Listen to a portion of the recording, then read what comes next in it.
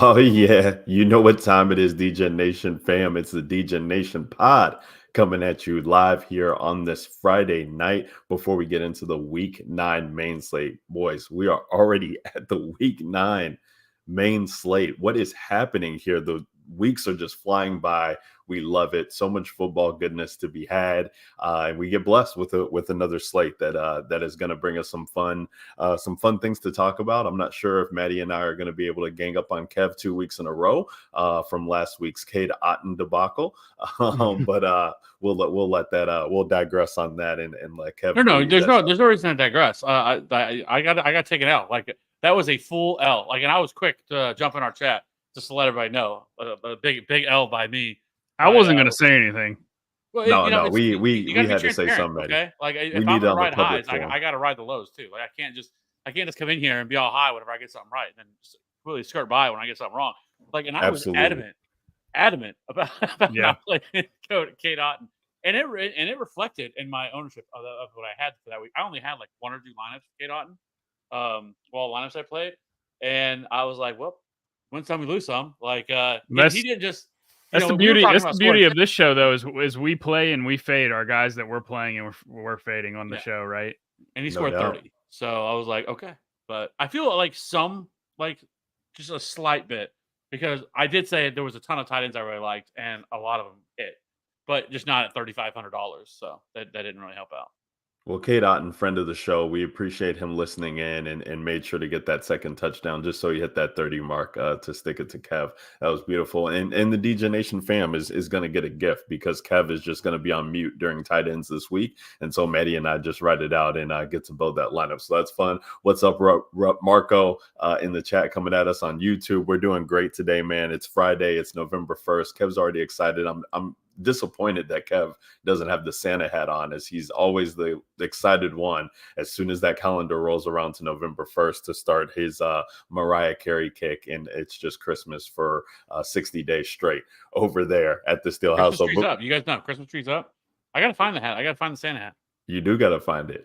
Nobody can see the tree, so we just got to take your word for it, Kev. But that's all good. That's all good with the fam, DJ Nation fam. We're gonna get into this week 9 main slate, but you know how we do it over here. We got to do the introductions. Myself, Ryan Williams. You can find me on Twitter and X at @RyanAlexander_W. We got Maddie DFS. Maddie gets buckets. Maddie 2v2 at Maddie DFS is where you can find him on X and Twitter. And then the Godfather himself, Mr. Kevin Steele at Fantasy Raf 13. Boys, it's a week 9 main slate. We only got 2 teams on bye this week. There's a couple spots that are shaping up. Maddie's only interested in 2 of them, but we got a couple teams who are implied for over 26 points to be scored this week. There are, a lot of games that are around the 46, 48 total coming in this week, but you got the Falcons, Ravens, Bills, Bengals, and Eagles all expected to score over 26 points. And honestly, the afternoon slate looks absolutely fantastic for those people who like to kind of break it up and maybe play the early only slate or the afternoon slate. We got a lot of games that are interesting shaping up in the afternoon slate. But Manny, let's start with you, man. So where the slate is coming at and where it's shaping up, where are the first 2 spots that you're looking at attacking your rosters this week for the week 9 main slate? Yeah, so I really like the Dallas-Atlanta game. Shocker, right? Because we've been on the Dallas game stacks, Ryan. I think you and I it seems like almost every week. Every slate, especially since Micah and DeMarcus Lawrence got hurt for that defense. That Dallas defense is just not the same as it was last year. It's arguably the worst defense in the NFL currently. A couple of weeks ago, we said we were going to load up and stack the entire Detroit Lions team against them, which we did. And the Lions scored about 50 points. The Ravens a few weeks back. And so this Atlanta offense is humming. They're scoring points, and it's a very consolidated offense. I mean, it's Mooney, it's London. Pitts just finally exploded last week. But Pitts has actually quietly been very good at the tight end position this year. I think he's number 3 overall tight end since like week 4 or something like that. So, there's a lot to like on the Atlanta side, but then also the running backs. I mean, Bijan Robinson and Tyler Algier are both definitely in play this week too. So I like Atlanta a lot. I don't think Atlanta scores less than 30 points here. Again, we go back to the 30 points against Dallas. Well, I think Atlanta at home, I think they put up 30. I think you need at least one Atlanta piece on your team. And the other side of the ball, Atlanta's defense has not been great, especially against the pass. And we know, Dak and Lamb are going to be the focal point of that offense, considering they ran out Zeke Elliott and Dalvin Cook last week at running back, with Rico Dowdle missing the game due to illness. So it's just such a consolidated offense on the other side that if you think that game goes off, I mean, we saw CeeDee Lamb, go nuclear last week, and he's priced up. You got to pay for him. But if you're game stacking that game, I would not do that without Lamb as a piece of it. So I like that game. And then I'm going back to the Miami Buffalo game. I love it. Two really good offenses on either side of the ball. The Buffalo defense has actually, not been as good as I think everybody thought coming into the year, especially their run defense. And we've seen Miami, really lean on the run in spots that the defense will allow them to. Mostert had a couple touchdowns last week. Achane caught one.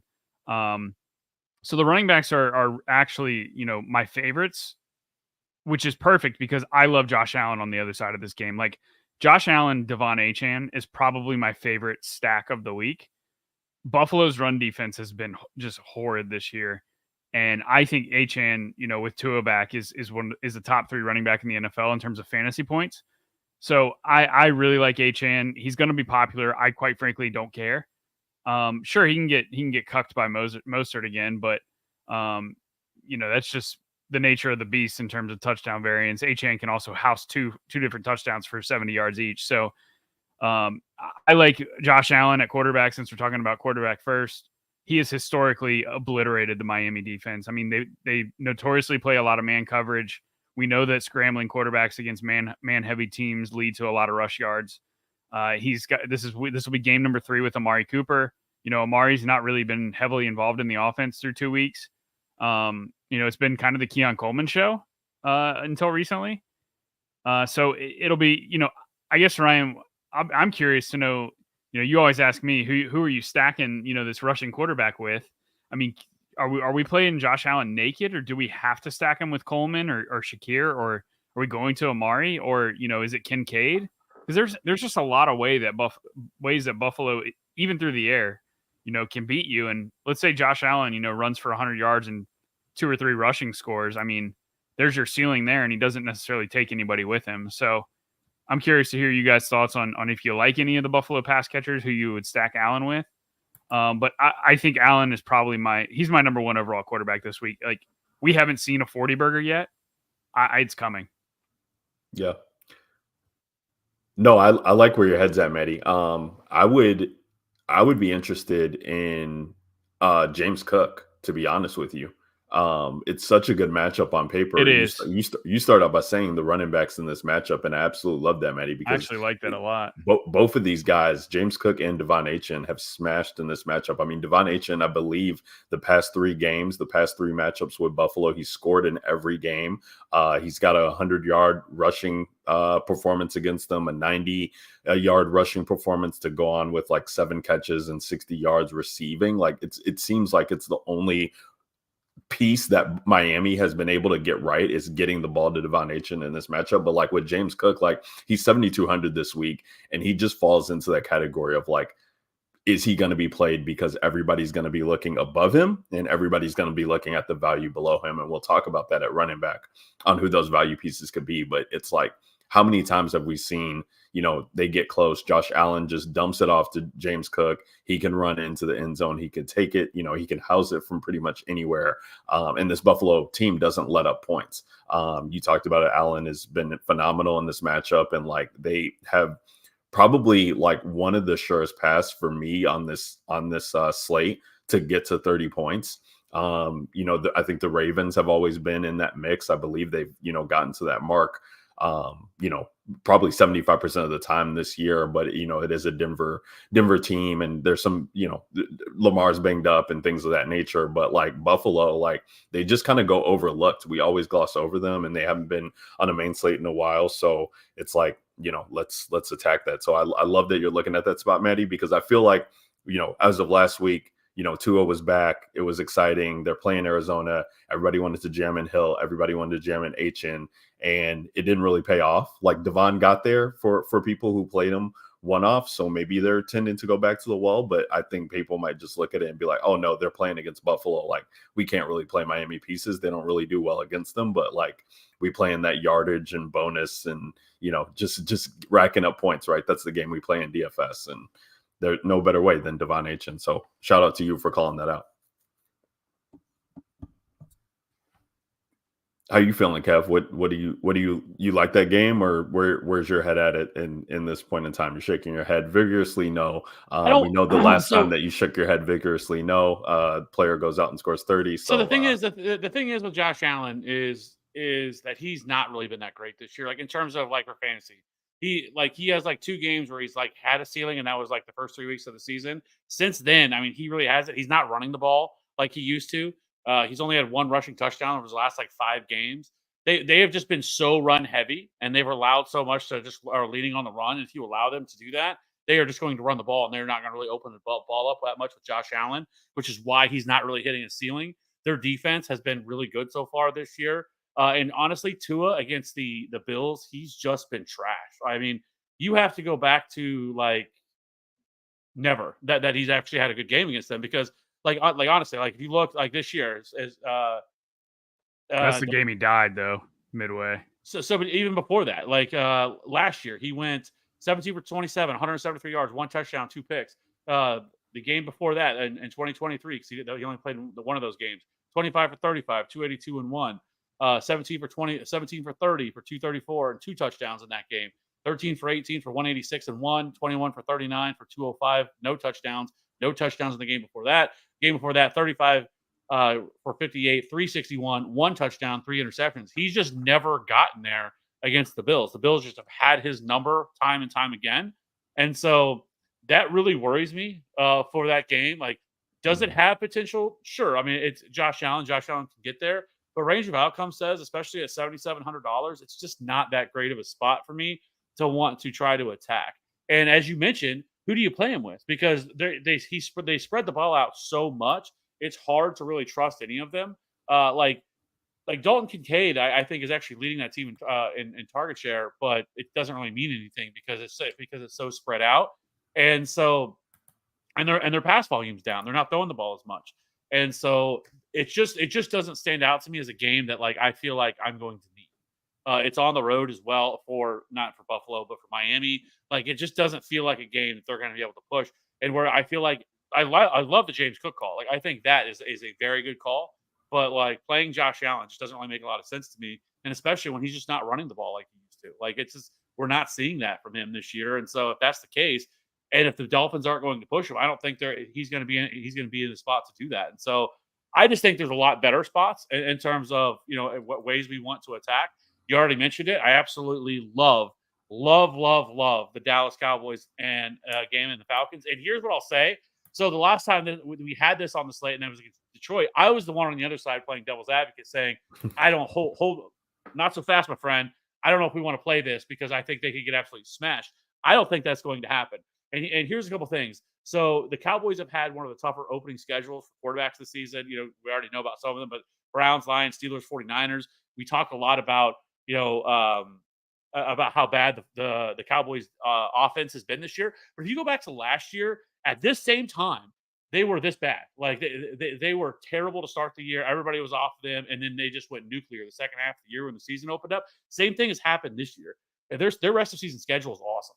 And so, but here's the thing, and this is why I really like this game. So, the Cowboys are the most pass-heavy offense in the league.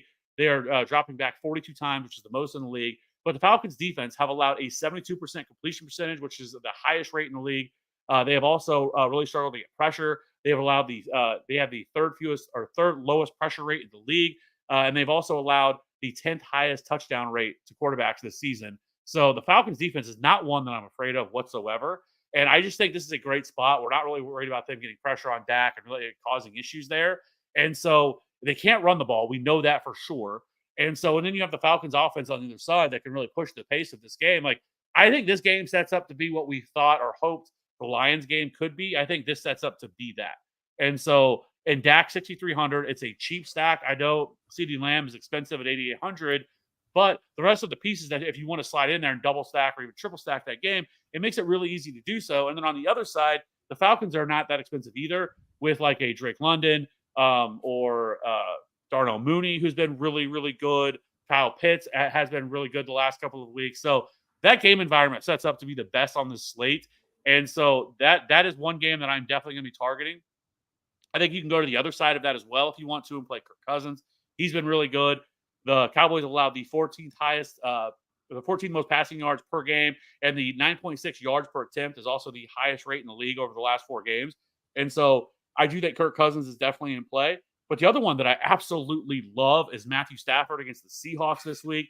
With Nakua back and Cut back in the fold, Stafford has been has had the best game of the season last week against a really good Vikings defense. But this week, the Rams are obviously traveling to Seattle to face a Seahawks defense that has really started trouble recently against the pass. Over the last 4 games, they have allowed 260 passing yards and 2 touchdowns per game to quarterbacks. They have also allowed the 8th highest completion percentage and a 7.89 yards per attempt, which is the 9th highest rate in the league as well. So I really, really like Matthew Stafford and this offense this week. I think you can pair him with Kupp and Nakua. I prefer slightly lean towards Nakua, and I know there's going to be some people that are concerned with Nakua because he missed practice, because he left practice early. Same knee that he injured and missed time with. But Sean McVay came out today and sounded pretty confident that he's going to play. Basically sounds like he just knocks it against the ground, just a precaution. There's no structural damage, no other issue there. So Nakua should be good. But I absolutely love Stafford. He's $5,700. He's super cheap here in this matchup.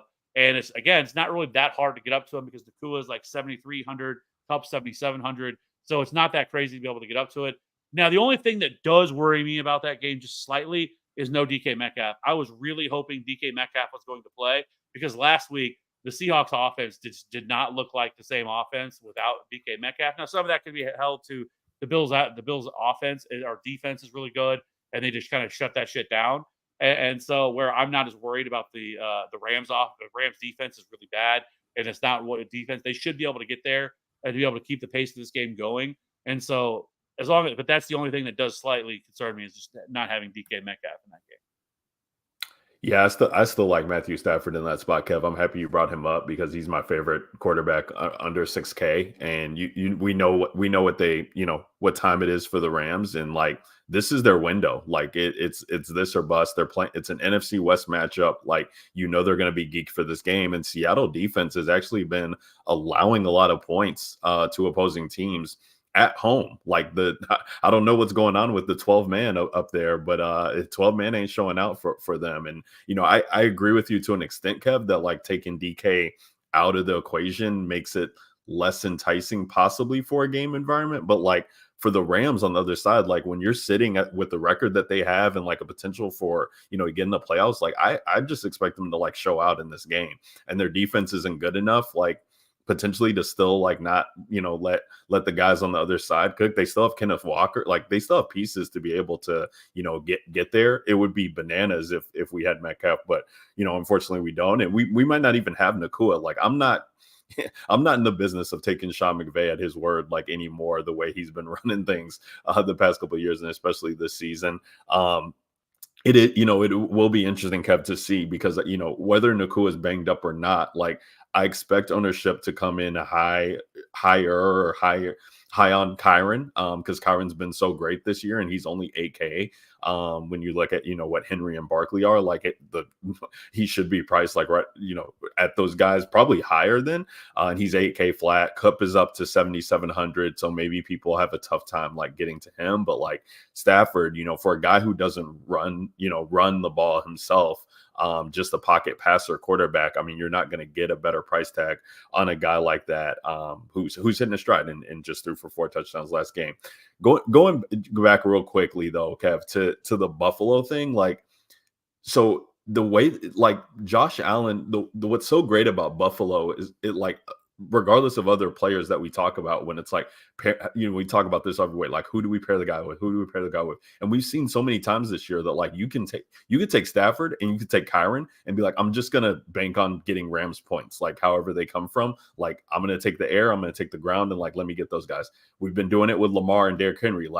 Lamar going to get there? Derrick Henry going to get there? No, both of these guys are like getting there. And the same thing is with James Cook and Josh Allen. Like we know this, the Buffalo Bills brass hasn't changed. This team has always been aggressive, like regardless of if they're up 20 or they're down or whatever. And it's Miami too. Like they just want to put up points. It doesn't matter. And we could be sitting here and like, okay, so the Bills scored 30 points. Like maybe Cook gets 2 touchdowns on the ground, but like Allen could still throw for 2 or 3 and maybe rush 1 or 2 in himself. Like that's just a type of like prolific offense that these guys have to score. And what's great about it, Kev, too, is that we don't, let's not play the guessing game. Let's not take a chance on a Keon Coleman necessarily who could go. We saw it on a showdown slate, like Keon Coleman scores and Kincaid scores and, Mac Holland scores and all those guys like vulture each other, but it still is great for Josh Allen because he's just racking up points. So I get it, Kev. Like it's not a area where I think for me, especially like I've always had to try and be like, okay, I'm playing a quarterback. Like I need to play him with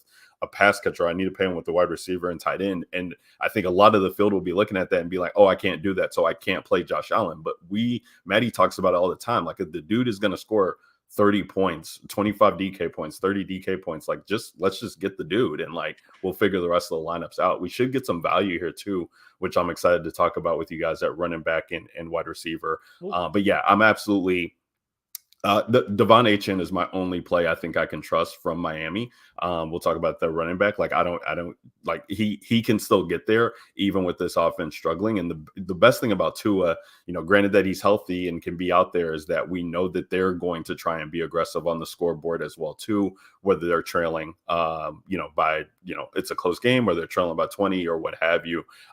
They're still kind of in the mix, so they need this win. Like they need to do everything that they can to try and get this win in Buffalo.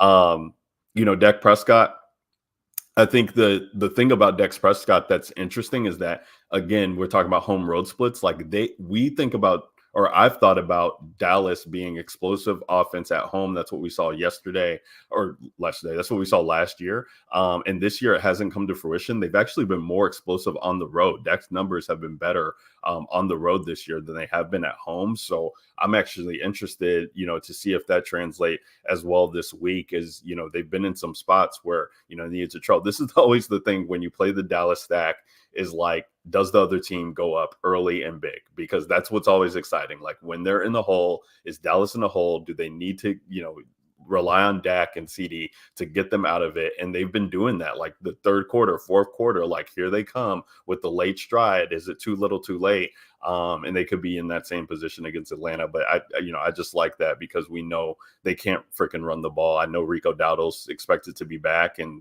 I guess that's probably an upgrade from what the guys that they have currently back there. But it's always just fun to play that, and they're too cheap. I will say for me, the other spot that I did want to talk about is the Cincinnati and Raiders spot. Like the Bengals are in a spot too where they need to get things going.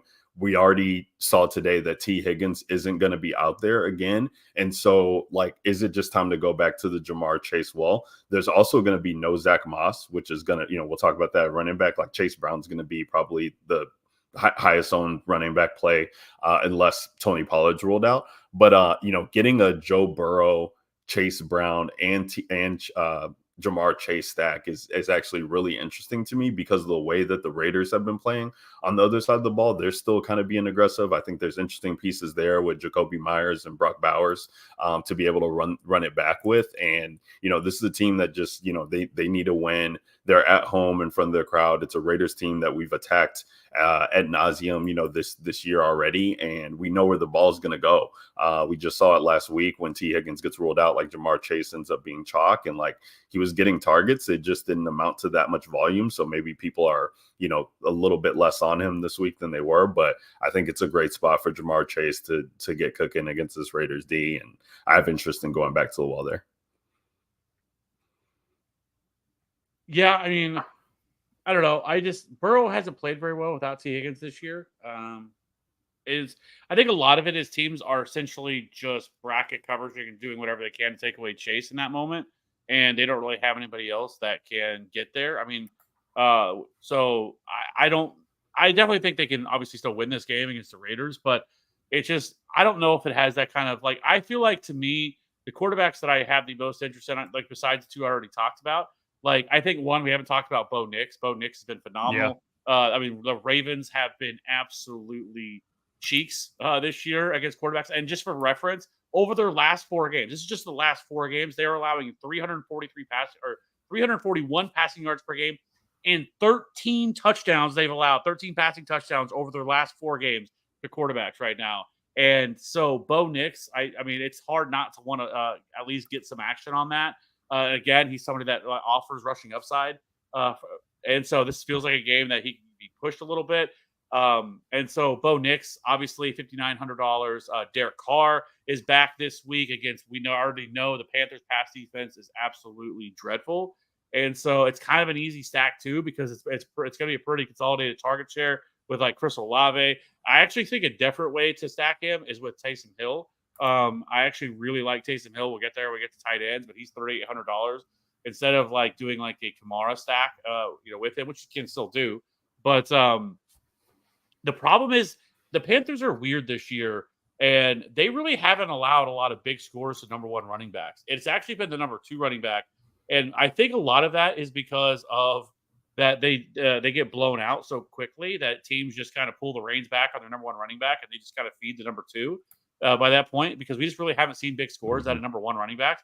And we keep chasing it with all these number 1 running backs, and we think that this is going to be the week that this guy does it, and it just doesn't happen. But either way, Derek Carr still in a really good spot at $5,600 in that game.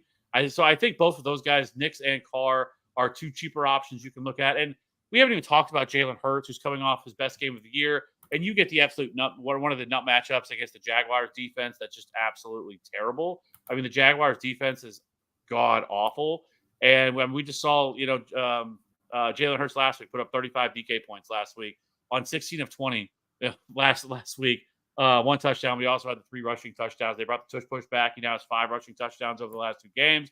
And so, like, if you're like, to me, like, why play Josh Allen? I guess when you can play Jalen Hurts, who's in a better matchup. I mean, I will say this at least: the Miami Dolphins defense has actually been really good against opposing quarterbacks. They actually allowed the lowest or the fewest DK points to the position this year per game.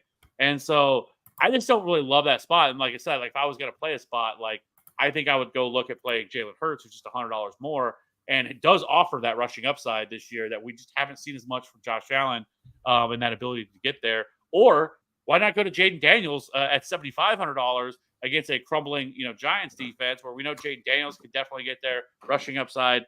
We kind of saw this game early in the season. And he's kind of an easier stack too. You can stack up with him, and then you can really look at, and Brian Robinson is really questionable for that game. I mean, he has a hamstring injury, so he may not play, which would open up Austin Eckler, and then you can stack him with him and Terry McLaurin. And so, like, we've saw him earlier in this year in this matchup where he didn't have to do as much in that game. But since then, I mean, we know Jaden Daniels has been really good. So I don't know. Like, I know you guys talked about that. And then also, the last game that I did want to ask you guys about was I do think the Detroit and Green Bay game could be interesting. And then also the Chicago-Arizona game could also, I think, have some sneaky shootout upside as well.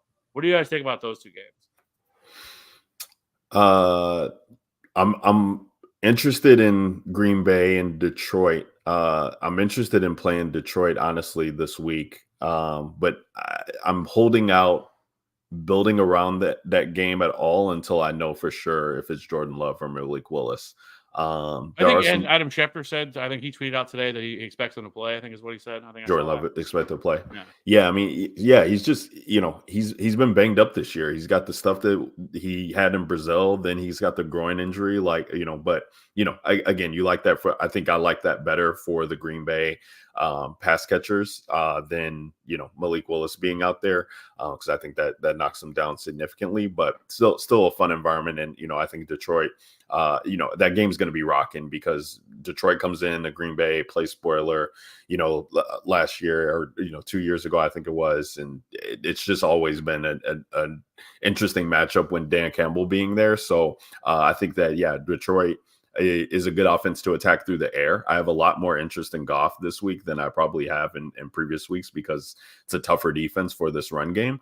And I don't think anybody's going to play him because it's outside, and we know how people feel about Jared Goff outside. They really haven't played outside at all this year, but this team is so good. They've been putting up points, and it's actually a cheap stack to put together because there's no Jameson Williams. So I have interest there. I won't be playing the Chicago Arizona game. It just feels gross. A lot of ugly stuff that's going on.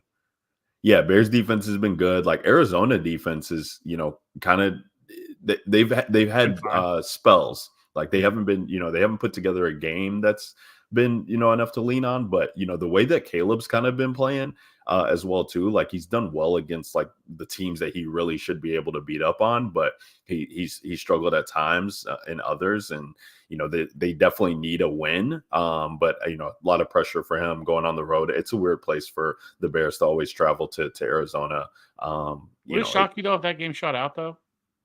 Say it again. Would it shock you at all if that game shut up? Because here's my thing. So the same thing I talked about when I talked about Kyler Murray last week and how I thought that he was actually a good play against Miami and nobody wanted to play him was because Miami runs a lot of cover 3 and the Bears actually run the highest rate of cover 3 in the league. It's like almost 60% of the time. And Kyler Murray has absolutely torched cover 3 this year. And so like he's been that's like by far the best defense to play him against. And that's the reason I wanted to play him last week against Miami. And so I actually think he could be another really sneaky stack where you could play it. It's kind of easy to stack him with because it's either Harrison or McBride. And he's 6,600 home matchup. Like, I don't know. Like, I feel like this game and the where I would say it could be a shootout is where I feel like if you look at Caleb Williams' numbers this year, he's been way better when he's been able to keep clean and not in a clean pocket. And Arizona is one of the worst pressure rate teams in the league. They do not get pressure on quarterbacks. And so I think that's where you could have things open up for Caleb Williams this week. So that's where I think there's some paths here with this game. I think having some like sneaky shootout upside here with this game that you might want some pieces. Maybe you don't want a full game stack it, but like this could be the game like we look back on this weekend like, oh, hey, we should have saw this coming. Yeah, I think getting some pieces is interesting. Game stack worries me a little bit just because of how stagnant the Bears offense has been and looked at times throughout this year. Like Arizona could easily, like I hear you, Kev, they're explosive enough that they could put up points, but that doesn't necessarily mean that Chicago's going to be able to hold stride with them. We got the Indy game to be able to look back on, but other than that, they really, unless they're playing against the Jags or Carolina, like it just hasn't looked great for 3 quarters of football at times for this team. So it makes it tough to be able to trust the game environment for me in that sense. But yeah, no, I think it was an interesting spot to call out Green Bay and Detroit. I think that's definitely a fun one, and I think points should be had there in an interesting way. Before we move on to running back, Kev, you brought up the game environment, so to speak, with Atlanta and Dallas. Do you have any desire to play Kirk Cousins? Yeah, I think I talked about it whenever I just oh, I missed that. I just kind of quickly went through it. But basically, I mean, Dallas Cowboys, obviously their defense has been terrible all around. I mean, the last 4 weeks they've allowed the 13th most passing yards per game, and they're 9.6 yards per attempt is the highest rate in the league that they've allowed over the last 4 games. So Kirk Cousins, you can definitely get there. Very similar spot on the other side of it. Cheap stack where it's they're the most expensive pass catcher, 6,700. Mooney 6K, Pitts is 6K, or excuse me, 4,600, not 6K. So I think that's another easy stack if you want to get there as well. So I do like both sides of that game, whether it's Kirk Cousins or Dak Prescott. I think both of them are definitely viable. No, fair. Yeah, I think Kirk Cousins is a little interesting to me, and it's always funny. Like we'll talk about a wide receiver, but I think yet again, and this might be like the 4th slate already this year, but Drake London chalk week, like it just keeps to rinse and recycle, repeat itself, and then nobody gets to Cousins on the other side. So, and that was even funny last week with the Tampa Bay game, is that so much Tampa exposure, no Atlanta exposure. Atlanta comes out there, just Cousins is crushing with Kyle Pitts and everybody. So that's always fun to see that. But let's talk about running back, guys, because running back's going to be the key to the slate, and I feel like it has been the key to the past couple of slates, where you definitely are hunting for these guys who are going to put up the 25 point DK scores, and if your running back doesn't get to the 20 point mark, then you're kind of left holding the bag there, because the scores have kind of been few and far between. But every week I feel like we have a guy who is popular, or a couple of guys who are popular, and you just kind of take those points if you can get it right.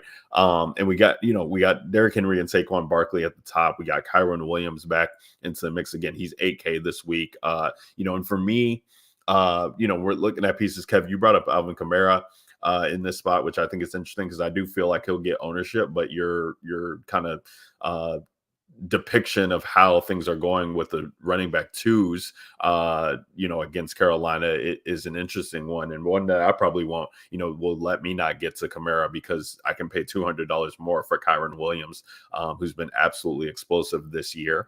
But when we're talking about the mid range this week, there's not a lot that stands out to me. I do have interest in HN. I probably will go back to the well with DeAndre Swift. I've kind of been, he's one that I haven't been talking about, but I just find myself getting to, on Sundays when I'm building lineups with the inactive reports coming out, and he just kind of always ends up fitting. But this week we're going to have interesting choices to make because we have the potential for Tony Pollard to be rolled out. We're going to want to monitor that through the weekend. He's been banged up, and Tajay Spears has already been ruled out. So Julius Chestnut is the bare minimum price at 4K on DraftKings. He'll be the chalk of the week if there's no Tony Pollard this week in a spot, because Tony Pollard's already pulling ownership, I bet. So that'll be interesting. And then Chase Brown with Zach Moss being banged up, he's doubtful. Chase Brown in the mix at 5,900.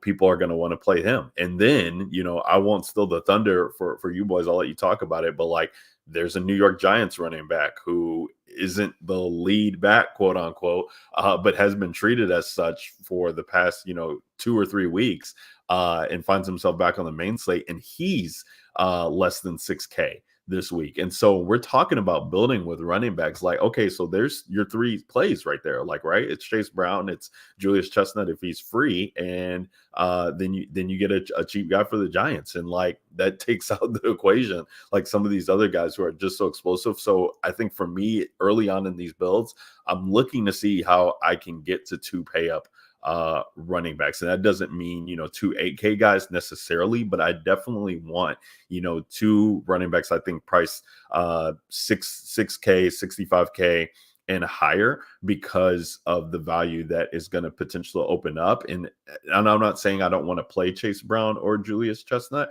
but I would want to leverage that with 1 or 2 other strong pieces to build around instead of the opposite way. But I do like some high price wide receivers, so it's interesting. So I'll start with you guys. Kev, I'll jump to you, man. Let's talk about this and where you're going at running back.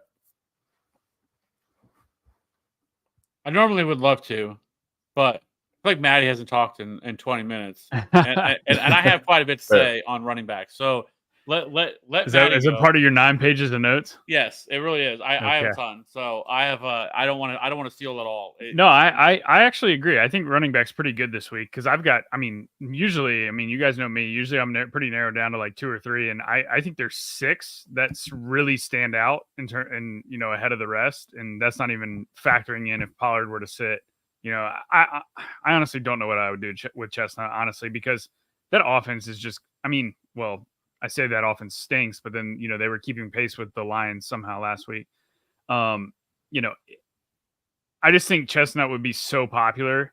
I guess, becomes a question of, is there enough receiver and tight end value to warrant, paying up at running back as opposed to going the value route? That's just the type of, build you'd have to play around with your build and figure that out. So I can't confidently give an answer as to, what I would do if Pollard wears out. My gut's to always go with the high upside guys, right? And I just don't know that Chestnut has upside, But sure, if there's no value on the board at all, I mean, having that value definitely helps you, unlock the upside guys at other positions. So it's definitely a give and take. But there are, I think, 6 guys that could absolutely smash this week, which has me kind of not wanting to just jam in a 4K running back for the sake of him just being available. I mean, Kyron Williams, the guy can score 3 touchdowns on any slate. You guys talked about Stafford and Puka and Cup, but I mean, Puka's a little bit banged up still. Obviously, he got peppered with targets last week, but he still played only about half the snaps. So, how healthy is he really? And Kyron's just a touchdown machine. He can score 3 touchdowns any given week. Seattle has given up points to running backs. So I like the matchup there. I like Kyron Williams a lot. I know he's 8K, but I do think he's one of the few guys that has, nuked the slate upside due to his touchdown ability. So Kyron up top, Kamara, that's another obvious one against Carolina. I mean, Carolina gives up 30-plus points a game to running backs. We know Kamara's another one that can score 3 touchdowns any given week. He's, has scored a billion touchdowns several times throughout his career in single games. So those 2 guys all the way up top. Bijan, we mentioned the Dallas defense is horrible, both against the pass and against the run. Bijan is 7-4. He's a high upside guy, can get you 30 points. Chase Brown, Ryan, you briefly mentioned him. I have a lot of interest in Chase Brown if Moss were to miss. The Raiders defense has just not been good, and they've given up a ton of points to running backs as well. We know Chase Brown can be involved on the ground and through the air. 5'9" is just too cheap for a guy that can be a heavy piece of that offense, especially if T. Higgins is out. So I really like Chase Brown this week. Going back up top, Saquon Barkley, 8-2 against Jacksonville. I think Jacksonville might have them. It's them and Dallas that have arguably the worst defense in the NFL. And Jacksonville has been just abysmal at stopping running backs. And, it's just like your bet with playing Saquon is, do the Eagles get to the 1 yard line? Because if they do, Saquon doesn't get the touchdown. But if they get to the 2 to 5 yard line, right, Saquon gets the touchdown. So, you're just playing kind of a little bit of a roulette there between Hurts and Barkley. But I mean, Barkley, he's run for, he just ran for 176 yards 2 games ago against the Giants. He ran for 147 back in week 3 against New Orleans. He's eclipsed the 100-yard mark 4 times so far this year. He's got 2 36-point games and a 29-point game. So playing 8.2 at home against Jacksonville, the Eagles are going to score 1 million points. That Jacksonville defense is horrible. I love the idea of playing Barkley, and I think you're going to get him virtually unowned. I don't think anybody's going to click Barkley this week. You might get him at 5%. And then the other 2 guys come in the same game. We already talked about it, and that's Achane and James Cook. I won't go too much more into those guys, but I think Achane's the best running back play on the slate personally. 6'7" is just too cheap for him. He is going to be popular, but again, with Tua, he's heavily utilized in the pass game, and they're just going to need him. The Bills have been awful against running backs this year. The Bills have actually given up the second most running back fantasy points this year behind Carolina. So it is an absolute nut spot for Achane to smash. And if you're playing Allen, you want one of those explosive Dolphins on the other side to push Buffalo a little bit. Like, let's say Dolphins take, the first, they get first possession and Achane houses the first carry for 75 yards, right? All of a sudden, it's 7-0 Miami, and Allen's now got the ball, and he's like, oh, shit, I got to go, And so as that game goes on, I mean, Achane rips 1 or 2 long runs. Tyreek catches a long touchdown. Like, that game can get pretty nuclear pretty quickly. And playing both the running backs there who are heavily utilized in the pass game, I like that idea a lot, especially if you're fading Allen. I think James Cook is an elite pivot off of Allen if you're not playing Allen. So those are the running backs that I am on this week. And talking about those guys, right? Like, those are actual legit running backs that can all score you 30+ points. And then you get to Chestnut and you're like, this guy's 4K. What's he really going to get for me? So that's why I say I'm hesitant to play him. I don't think he's going to be involved in the passing game either. So yeah, and it's just, I guess it's just a matter of, when you build your team, what value do you have? Because I mean, is there really outside of Tillman? But I mean, Tillman's got a tough matchup against the Chargers when we talk about receivers. I mean, he's the only like true clear value that I see on this slate that's like, kind of mispriced. And so once you start to build teams, I mean, the chestnut part of the equation becomes more of a factor because you can't just pay all the dudes. So yeah. And I bet your boy Jalen Coker, Maddie, I do like Coker. I like Coker. I think he's actually good. And obviously he scored last week. I mean, I played him 2 weeks ago when he was mid price, right? And then all of a sudden he finally scored last week. So I like Coker. I think he's a good receiver. 3-6 is definitely fair at home against New Orleans. I mean, we haven't got to receiver yet. I do think he's going to get a little bit of ownership. It looks like he's coming in around 15%, so that'll be interesting. But I'll be interested to see where these running back ownerships shift if Pollard is ruled out. Because currently, just for the sake of ownerships, Chase Brown's currently the highest projected at 30. Kamara's number 2 at 25. I'm cool with playing both of those guys, even though they're that high. Bijan's number 3 at 19. Then you got Chuba and Achane at 17. Everybody else is like 15 or below. So running back's going to be pretty spread out outside of Chase Brown and Kamara. Well, I'll be locking in. I'll just be hitting the lock button on Tyrone Tracy. Then I thought Tyrone Tracy was going to be chalk. He will not. It might not have adjusted yet because of the it could be because of the Q tag. Yeah. Yeah, because of he was. But we see that that a lot though. Is when you've got a position like running back where there's a lot of options this week. People start to formulate who they're going to play early in the week, and as they get to midweek, it's if a guy's still got a Q tag, they for some reason they just never pick up steam. Even as we get closer to Sunday, like I just wouldn't expect Tracy to come in that highly owned, to be honest. Well, he's not. He's at 8 currently. I think maybe the highest you see is probably 15. Yeah, but even then, I think that's a stretch. So I mean, just I guess for a little bit of context for some of the stuff. One, we talked about. I will say with Kamara, what makes him hard not to play him is one thing that he's seeing a 74% opportunity share. He's also seeing a 22% target share, which is fucking insane. That's like close to what a wide receiver 1 sees. It's just really hard not to want to play him because of that. And as we mentioned, I mean, we already know that that the Panthers have been terrible against running backs, but there's also that kind of thing that's been going on where it's really the number ones haven't really got there. But just on being a full PPR site, like it's hard not to want to play running back because he's just the massive amount of targets. Like I think he's seen like 30 targets the last 2 games. Like it's just insane the amount of usage that he sees on. Now I will say this on the ground, he's actually been terrible. He's 3.9 true yards per carry, which is 48th. He's 48th yards created per touch. Like he hasn't been great on the ground. It's just been he's been elite through the air. And so like there's that when it comes to him. Bijan, you mentioned, totally on board with that. I've actually been playing around today with Cowboys stacks with the run back of Bijan. Because like Bijan, over his first 5 games, like he wasn't very good. He was averaging about 13 DK points per game, but over his last 3, he's been averaging 22. And while he's still not seeing like an elite usage in terms of, rush attempts, he's only seeing about a 52% of the rush attempts. He's been incredibly efficient, 7th in missed tackles forced per attempt, 23rd in yards after contact. But here's the thing. The Cowboys have been just absolutely dreadful against running backs. Over the last 4 games, they've allowed 166 rushing yards and a touchdown and a half per game to running backs.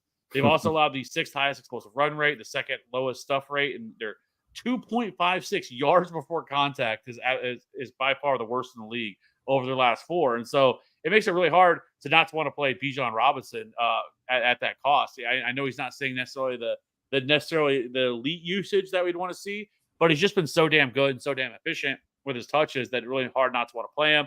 Again, James Cook, I don't really have to get into it all that much. Obviously, he smashed last week with the 28 DK points that he scored. But I will say he's been underwhelming in the passing game, which is weird because heading into this year, that was kind of a big question mark with him, was actually the touchdown scoring, but it's actually been his pass catching work. He's only sees an 8.4% target share. That's very underwhelming. But they have so many weapons there that he just is not really involved in the passing game. But the 8 touchdowns, the 3rd most among all running backs. But here's the kicker. The Miami Dolphins, and this is what I was talking about. So the Miami Dolphins have been a big run funnel because they've been really good against the pass. It's been the run. They've really been terrible, especially the last 4 games. They've allowed 130 rushing yards per game and 3 touchdowns to running backs. They've also struggled to limit big runs. They have allowed the 7th highest explosive run rate, and they are top 4 in missed tackles forced per attempt as well. So James Cook, I think, is an elite play as well. Completely agree there. You guys brought up DeAndre Swift. Really love that play as well. Swift has just been phenomenal since that slow start. He's over his last 4 games where he's been just crushing. He's averaging over 100 total yards and a touchdown in every single game. He's 12th in explosive run rate, 14th in yards after contact per attempt, and he's been averaging over 22 DK points per game. So it's easy to want to play him, especially at his cost. I think he's like 6,400. That's just too cheap for the role that he's seeing right now. He's been their workhorse in that backfield, and the Cardinals have allowed the 7th most DK points in the position. So Chuba Hubbard, we already, you guys brought him up. I think there's a good reason to want to play him because the Saints have just been terrible over the last 4 games, allowing almost 200 yards rushing per game and nearly 2 touchdowns per game to running backs right now. So Chuba is an elite play. He's playing over 70% of the opportunities in this backfield. Now, he hasn't been as good the last couple of weeks, but that was also a matchup against Denver mixed in there. But still, his usage is incredible. Now, there is a chance that Jonathan Brooks could be back, the rookie, but I think he's a bigger threat to Miles Sanders at this point than to Chuba Hubbard. And then I think from there, the other one that I wanted to talk about was the guy we mentioned was Tyrone Tracy. I mean, Tyrone Tracy is definitely that dude. Like, he dominated touches in that backfield last week. It wasn't even close. And really, the last couple touches Singletary got was because he left with that concussion. Because he was, I think it was like 19-5 or something like that at the point whenever they pulled him. He played over 62% of the snaps. He had 145 rushing yards, scored 20-plus DK points. And remember, that was against a very, very good Steelers defense. Like, that was not a matchup that he should have been doing that against. And now he gets a Commanders defense over the last 4 that have allowed 142 rushing yards per game and 5 touchdowns over the last 4 games. They also have allowed the 5th highest yards before contact per attempt. So I just think this is an absolute lock. And when I saw he was 5,500, I was like, oh man, he's going to be like 30. He's going to be like 30% owned. And if he's not, he's going to be in every one of my lineups. Like, there's not going to be a lineup I make without him because he's that good. He's also going to be involved in the passing game. Former wide receiver, turn running back. I mean, it's incredible actually what he's done. If you look at a lot of his efficiency metrics, like as a rookie running back, he is on pace with some of the more elite running backs of the last 5 to 10 years that have come out. And so, like, this isn't a fluke with Tyrone Tracy. Like, this isn't just a one-off thing that we saw and he's going to go back to being that. Like, I don't think that's the case. Like, you buy the dip now. Like, if you can get on board and buy him at $5,500, like, I'm just going to play all of him. And the only thing that sucked is we thought he was going to get ruled out with a concussion, but he cleared for protocol today, which is actually surprising. It must not have been that bad of a concussion because, I mean, this happened on Monday Night Football. Like, I thought there was no shot he was going to play this week. And he pretty quickly came right back on Wednesday, was already back in limited participants. So I think all of those guys are in play at 100%. I think those are all the running backs I'm going to be on board with. The only thing that I will say this, you guys brought up Devon Achane, and where I will say that I definitely think that he's worthy of consideration. I will say that. And I think where he's most appealing is in his pass catching usage, because the pass catching usage he's seeing right now is equivalent to a wide receiver 2. But what worries me is anything on the ground, because I know we look at that and so that's why I've actually this week I started looking at the last 4 weeks because I wanted to see if there was any discrepancies, that it's some things that have changed where it hasn't really caught up in season long type numbers. And this is one of the most stark contrast that I found was actually the Bills run defense. The Bills run defense, if you just look as a whole in the year, they actually look really bad. But their last 4 games, they've been absolutely elite against the run. They have allowed a 3.73 yards per contact. Oh my God. Yards per carry. Holy shit. 3.73 yards per carry, which is the 5th lowest rate in the league. They've also allowed the 2nd lowest stuff rate, and their 0.96 yards per contact is the 2nd lowest rate in the league over the last 4 games, only below the Chiefs, who are number 1 in that category. And so they've been excellent against the run recently. And so that worries me a little bit with playing Achane, especially if he's going to be chalk. But I still think he can get there because of his incredible pass-catching usage. And that's really where the Bills have struggled, is against stopping pass-catching running backs. It's been the pass-catching running backs they've struggled with. It hasn't been so much for the guys on the ground. So I just wanted to bring that up as a thing there, because I think everyone's going to look at this and be like, oh, man, the Bills have been terrible against the run. We got to fire up as much Achane. And I thought that was kind of interesting that recently they have absolutely shut down opposing running backs. Yeah, no, that's a good call out. And they have faced some, pretty, good elite talent at running back as well. Breece Hall averaged 6.3 a carry against some 18 for 113. Houston, was that a Mixon missed that game? I think he missed week 5. Yeah, so Houston with a backup running back. Tennessee's awful. The other one's Derrick Henry. Let me look at Pollard and Walker. Yeah, Kenneth Walker didn't do anything against them last week. Walker sucked last week, but the Seattle was just awful last week because they didn't have Metcalf. Again, I still think Achane's in play because of his passing. Yeah, Henry was 24 for 199. So. Yeah. So, I mean, I agree. I think Achane gets there, even if they do stuff him on the ground. I think he gets 8 to 10 targets. Yeah, and they were working Mostert back right last week as well too, with Tua back healthy, and he was the guy who I think was utilized in the ground and to pace Achane. So I still think, yeah, like you said, Maddie, I think they'll have him out there. And the interesting thing too, is when we transition into wide receiver is I still feel like people will play Tyreek because he's not getting priced up. People don't want to miss out on the opportunity, and he's 7,300. So like if you take a chance there, it's like it lowers Achane even more. And like Maddie, when you were talking about it, like the value running backs are like you can kiss Saquon, like whatever ownership he's getting, it'll be nuked. Whatever ownership Achane's getting, it'll be nuked because you'll have free squares now. Like people will be like, okay, I can fit in Chase Brown, and I can fit in Chestnut, and I can fit in Tracy, and like I'll just pay up for wide receiver. Then I'll just get these surefire or these mid-tier wide receivers, which is what we see every week when you start to think about how people are playing in cash. And for everybody who's listening to the DJ Nation pod, like we talk about things from a tournament lens and tournament perspective. When you start to feel like it's you're putting in the pieces of, I want to get this spot and I want to get this spot and I can fit this guy and this guy and this guy and get these one-off plays, like that's more of like a cash build, or like you're just trying to get into into the money necessarily. But when we're talking about tournaments and leverage and how you game stack and attack in these environments, that's what will start to open up a lot because of all these cheap plays taken away from those guys. But yeah, I mean, we talked about it. This is probably the longest that we spent as a pod on running backs this year, and that's because there's so many good spots that come together. So, but yeah, I think for me, if we're talking to the people, I want them to keep in mind that there are going to be ways where you can build great tournament lineups just from looking at these mid-tier to the 7K range and 6K range at running backs who are in good spots this week if it fits within your game stack. So going to be a fun one to build around. Love the way that running back is shaping out. This has been one of the best running back slates all year thus far, and we only had to take 9 weeks to get there.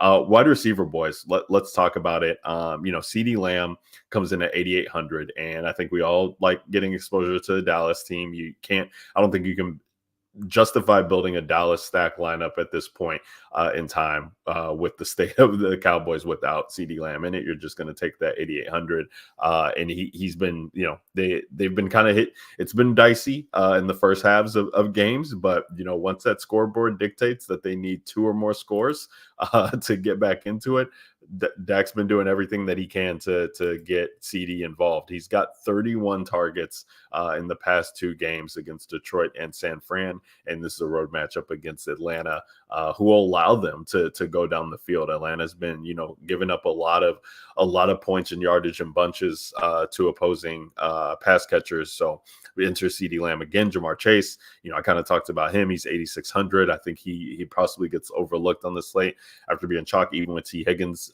being doubtful or ruled out already. AJ Brown and Amon-Ra coming right behind those guys, and I think AJ Brown has some merit and interest. Again, it's Jacksonville; they're at home.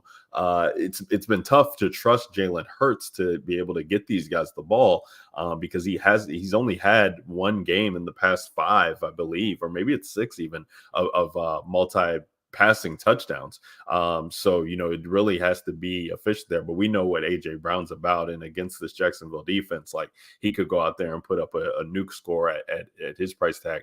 And then Amon-Ra St. Brown. So, like, the way you play Amon-Ra St. Brown is pairing him with Goff, and you're hoping that game, you're hoping that Detroit needs to just get a lot of things going in the passing game and rack up with volume. Like I said, I don't think it's a great matchup on paper for the Detroit running backs. I expect Goff to have to, lean on his passing ability and get these guys involved. And that is intriguing for Amon-Ra St. Brown and potentially Laporta, or potentially even Tim Patrick, who's really caught his stride since Jameson Williams has been out of the mix. And he's a cheap guy who could be in for, elevated targets this week. So I'm interested in Tim Patrick just because this Detroit offense is, the implied total. I like chasing teams that have these implied totals and where the points coming from. And I'll just take a chance on a lone Tim Patrick when everybody's going cheap running back or another cheap wide receiver.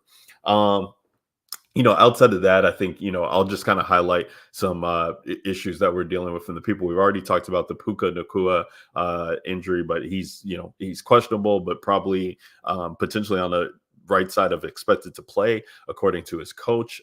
Brian Thomas Jr. Has also been banged up and is questionable with a chest injury. But that's a big one. And they're already without Kirk. Yeah, they're going to be without Kirk, broken collarbone. Like we know the state of Jacksonville's pass catchers hasn't been great. Trust Evan Ingram. So you're going to enter Parker Washington, who at the beginning of the week was looking like he was going to be the only, value that we were going to be able to rely on. And then, of course, as it always happens as the week unfolds, we get more. But Parker Washington's only 3,600 going against a Philly team. If Philly's able to put up points, like, I do have interest in getting to a guy like Parker Washington, who was kind of popular in redraft this week for people who still had money to spend on Fab to go and get them. Like, if they don't have Brian Thomas, it just is the state of, like, and the ball's got to go is somewhere. Banged up too, isn't he? Yeah. No, Gabe Davis has been out. So, like, there's no Gabe, there's no Kirk already, and potentially no Brian Thomas. Now, Brian Thomas, if he's able to play, like, this is a guy I've been talking about him a lot all year, and I just love getting to him, especially in Philly, game stacks. He just makes sense as a bring back there. But, if we're talking about one-off pieces, it might be the Parker Washington play if he can't go. T. Higgins will open up some things for Cincinnati as well. Andre Yoshivas, I think, can potentially come into the mix for some people there. But it, just depends on how much you like that game environment. Now, Seattle, without DK Metcalf, that will open the door yet again for Jackson Smith-Njigba and potentially Tyler Lockett here against the Rams. Now, I don't know the numbers with Seattle. This is a divisional game. They play 2 times each year. I'd be curious to see what the splits are with Tyler Lockett in this matchup. JSN has been a guy that people have been chasing pretty much all year. He's 6,200 this week, and we tried to trust the spot before. It hasn't really paid off. He's definitely a guy that needs volume as well too to be able to pay dividends. But without DK Metcalf, that does open the door against this Rams team, who is a defense that we've been attacking all year. So there's going to be a lot of interesting spots. I think another one to talk about with, it's not injury based, but Chris Olave getting Derek Carr back. Yeah. Is really interesting at 6,100. I mean, the only reason I bring this up, Maddie, is because I was playing Showdown slate with the Saints and the Chargers last week because there was such a clear path on how to build an efficient lineup with that game. Like, J.K. Dobbins was popular. You could get to Herbert. You could take Chargers D because the Saints was banged up, and you could play Alvin Kamara.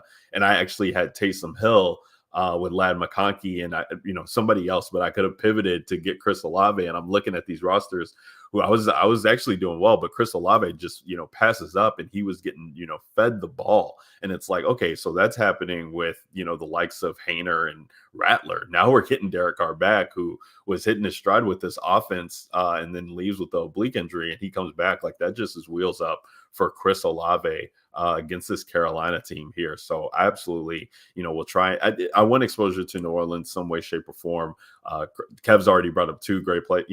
Alvin Kamara's got brought up. about Taysom Hill before we even get to the tight ends has been brought up. But I think Chris Olave makes some sense too. And the last thing I'll hit on, Maddie, before I pass it to you, is the Green Bay Detroit game on the Green Bay side. Now, we've talked about Green Bay being tough to trust. Where's the ball going to be going on this and that? And I'm not a guy, you guys do more into the research than me on like the man and zone splits. But regardless of that necessarily, like one, Green Bay, with Jordan Love out there, Romeo Doubs has been hitting his stride. He's 5,700 this week. I think it's a solid matchup for him. He popped off against this team last year when they met up as well, had a good game. Jaden Reed has kind of, we know how explosive he is. He's just been kind of tough to trust, but I feel like, Romeo Doubs and Christian Watson, if you feel, if you can stomach going that route, he's only 4,900, but one of these cheap Green Bay pass catchers, I feel like in a game environment like this, if Detroit's able to put up points, or even then just the home crowd going, getting behind this team and going after it in a game that's going to be, very high profile. I like getting exposure to these guys at one-offs, and Romeo Doubs is the one I wanted to bring up specifically because he's been pretty solid over the past couple of weeks. Maddie, and we're not even going to talk about the Cleveland situation, I guess, but Cleveland pass catchers every week who've all been priced up at least $800 from their previous price tags before, except for Jerry Jeudy, who pour one out for him because Elijah Moore has stolen his thunder.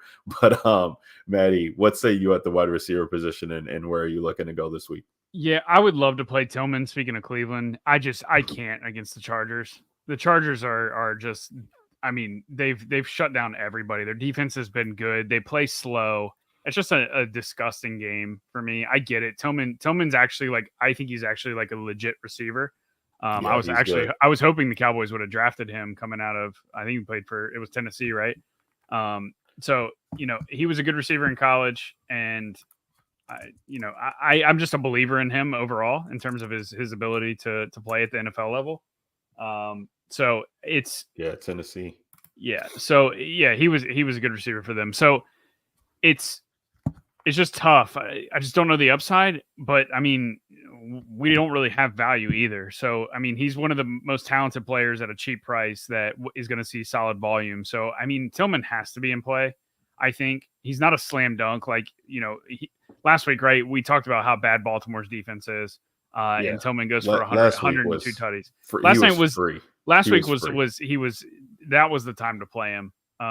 So I'm probably off him this week. I love the Parker Washington call. If Brian Thomas is out, I think he's going to slot into that Christian Kirk role.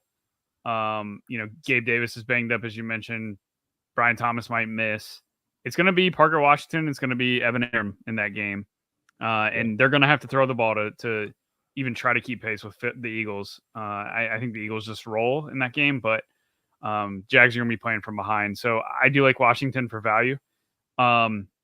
The Olave call. Olave, probably my favorite receiver on the whole slate in terms of price considered. 6,100 for a guy that's got the ability to see 15 targets against the worst defense in the NFL. I'm in. And with everybody playing Kamara, I think Olave's ownership is going to stay in check because I don't know how many people are going to want to play two Saints pieces. I'm cool with playing two Saints pieces, as they very well could score 30 points in this game with Derek Carr back. So there's no Shaheed. They signed MVS off the street. It's Olave, it's Kamara, it's Taysom Hill. Those are the three guys on that offense currently. And so you can play Kamara and Olave and pretty much get all the production. Or you can even play all three. But I love Olave this week at 6,100 with Carr back and no Shaheed. I just think he's just a slam dunk. I don't really need to talk about the guys up top, but I will say somebody that might get overlooked because he's a rookie is Neighbors. I think Neighbors is the real deal. That guy is already a top 5 receiver in the NFL. He's that good. And 7,500 against Washington. He already crushed once in this matchup, 30 plus points already earlier this year. Neighbors is somebody that I have interest in. On the road too. And on the road, the Giants are terrible. They're going to be trailing against Jaden Daniels and company. So I do like Neighbors. And then another guy that's in the mid range, I mean, if you're talking about liking the game environment of Miami and Buffalo, I mean, you have to like Jalen Waddle. I mean, sure, he's doesn't ever project really well because of how volatile he is, but he's just like Achane, where he's a guy that can house, a 70-yard touchdown at any time. So if you're playing Allen, you kind of want Miami to have some splash plays on the other side. And Waddle's just too cheap. It's not like he's 6K, right? Where you're like, oh, this guy's got to get me, 25 to 30 points to really pay off. I mean, he's 5'5". Like, I'm cool with a 20-point game from a 5'5" receiver on this slate, given that there's not really a ton of value outside of, maybe Parker Washington, and right. Cedric Tillman doesn't really have upside. So it's just these mid-range guys kind of stand out for me because it almost feels like this slate is forcing you into a mid-range build across the board. No doubt. Yeah. I mean, yeah, go ahead, Kev. I mean, so I think there's some paths, right? So, I mean, I guess just to add a little bit of context, some of the guys you guys have already brought up, but like CeeDee Lamb, 40 targets the last 3 games is absolutely absurd. You know, I mean, you're just not going to see that. And here's the thing: the Falcons have allowed the 10th most fantasy points to outside wide receivers, and they've also allowed the 9th most fantasy points in the slot, where CeeDee Lamb has played 46% of the snaps from the slot this year. And I think one thing people are going to bring up is, oh, well, they're going to shadow him with AJ Terrell. Thanks, good, because AJ Terrell has been absolute ass this year. He's allowed a 75% completion percentage and 106.5 passer rating this season. So, like, there's no corner on this team that, like, I'm afraid of when it comes to CeeDee Lamb. And so, yes, he's 8,800, but I think he's well worth it, especially just because of the massive amount of volume that he's been seeing. And then you guys brought up A.J. Brown. I think you kind of mentioned him. He's a smash play. Whether they throw the ball or not a ton or not, it doesn't really matter. He's seeing a 34% target share, which is the second highest rate in the league. He's also seeing a ridiculous 53% of the air yards at 13.7 average at the target this season. He also ranks first in yards per out run, yards per target, and yards per team pass attempt.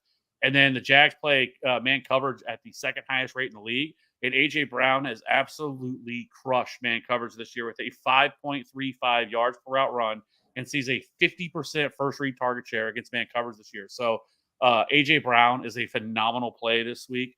And so I definitely going to try to figure out a way to get him into some lineups as well. Drake London, you brought him up. Drake London, I think, is a very good play as well. He's seeing a 26% target share. He also ranks second in red zone targets this year. He hasn't really been utilized down the field, though. He ranks 36th in deep targets. It has a 9.9 average at the target, which ranks 61st among wide receivers.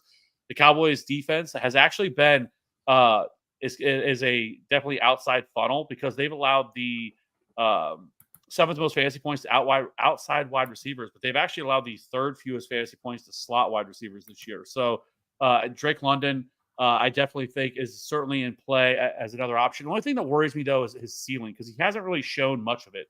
Like most of what we see from him, he gets like 19, 20 fantasy points, DK points, which isn't quite enough. For he's not really enough at $6,700 to really like he's not going to kill you. He does have one game this year where he has 30 points, but so that is somewhat concerning with me. Like, does he have the type of ceiling that we want? But definitely the matchup is there. The Packers wide receiver that I definitely want to play the most is Jaden Reed. The Lions currently have the 3rd highest pass funnel this season. With Jordan Love on the field, the Packers have the 6th highest passer rate over expectation this year. Like I already said, Schefter says that he believes that Love's going to play. The Lions have really been burned by slot wide receivers this year. They've been targeted 39% of the time, and they've also allowed the most fantasy points to slot wide receivers. Reed plays the slot at 78% of the time. The Lions have struggled to generate any pressure this year as they've allowed the 6th lowest pressure rate, meaning Love should have plenty of time to throw the ball this week. Now, the one downside is the Lions do play man coverage 43% of the time, which is the highest rate in the league, and Jaden Reed has been absolutely terrible against man coverage this year. But all things considered, I mean, they're still playing almost 60% zone where Reed has absolutely killed it. And so I definitely think Jaden Reed is in play. I don't have to say a lot about Chris Olave. You guys went through all that. All I'm going to say is he drew a 40% first read target share with Rashid Shaheed off the field. So, and also the Panthers play single high safety at the 2nd highest rate in the league. And Olave has absolutely smashed against single high safety this year. Obviously, without Rashid Shaheed, you expect Chris Olave to now probably be the deep target. Derek Carr has been a very good deep ball passer, and so Chris Olave could absolutely nuke. I would point per dollar. I would play Chris Olave all day in that kind of same range over Drake London. He's my favorite. I think he has the higher ceiling, and I think everything else aligns for him. I think he's the best point per dollar wide receiver play on the slate. Yeah, so I think he's a very, very good play. Cortland Sutton actually is not somebody we ever really talked about. He's $5,400, but he did rack up 100 yards and 8 catches on 11 targets last week. This was just the 4th time all year that he scored double-digit DK points, but on the season he's still seeing a 23% target share. He's just not. But he's also their deep threat, seventh among all wide receivers and deep targets. But he's also seen the 6th most red zone targets this year. He's averaging 9.7 fantasy points per game. But he actually has an expected fantasy points per game of 16.7. So really just hasn't really got there. He's missed on a couple targets that should have been touchdowns. And so Cortland Sutton in this matchup against the Baltimore Ravens this week is absolutely phenomenal. The Ravens only trail the Vikings in fantasy points per game allowed to outside wide receivers this year. They've also allowed the most receiving yards per game at nearly 200 per game to wide receivers. They've also played man coverage at an above average rate while ranking 30th in yards allowed per coverage snap. They've also allowed first down plus touchdown rate of 53% for man coverage, which is the worst in the league. One play that you could look at that when I was trying to look through everything is actually Troy Franklin kind of stands out as an option because against man coverage this year, he sees an absolutely absurd 45% target rate against man coverage this year and ranks top 10 in fantasy points per route run against man coverage this year. So Troy Franklin could actually be a really sneaky spot here against the Baltimore Ravens defense that's been terrible. I think another option in the mid-range is Jacoby Myers at 5,300 versus Cincinnati. The Bengals play single high well over 50% of the time.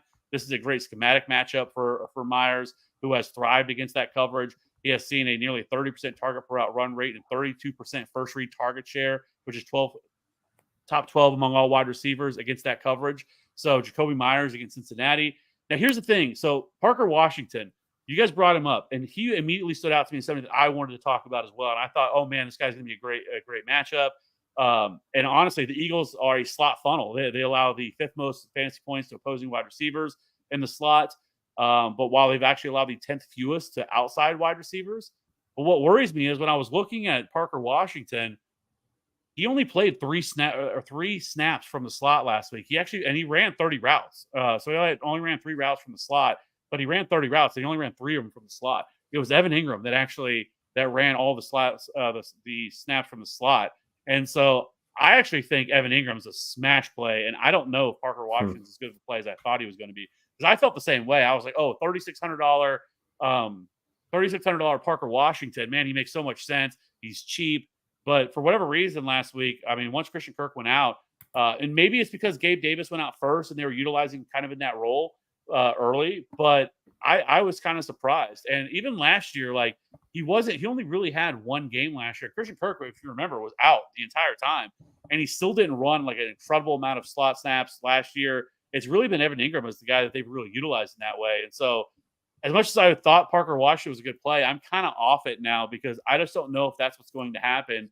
And I just feel much better about Evan Ingram and probably playing that role. I mean, we know Evan Ingram is Trevor Lawrence's security blanket. Like he will pepper that dude with 15 targets if you allow him to. So I think Evan Ingram is probably the play there. I know he's more expensive, but I was excited, just as excited about him, but I don't know about that now. You guys brought up Jalen Coker. I think Jalen Coker is actually a really good play this week. I think he has potential to score 20 DK points. I didn't know if Adam Thielen was going to be back, but Adam Thielen is not going to be back. He's already been ruled out.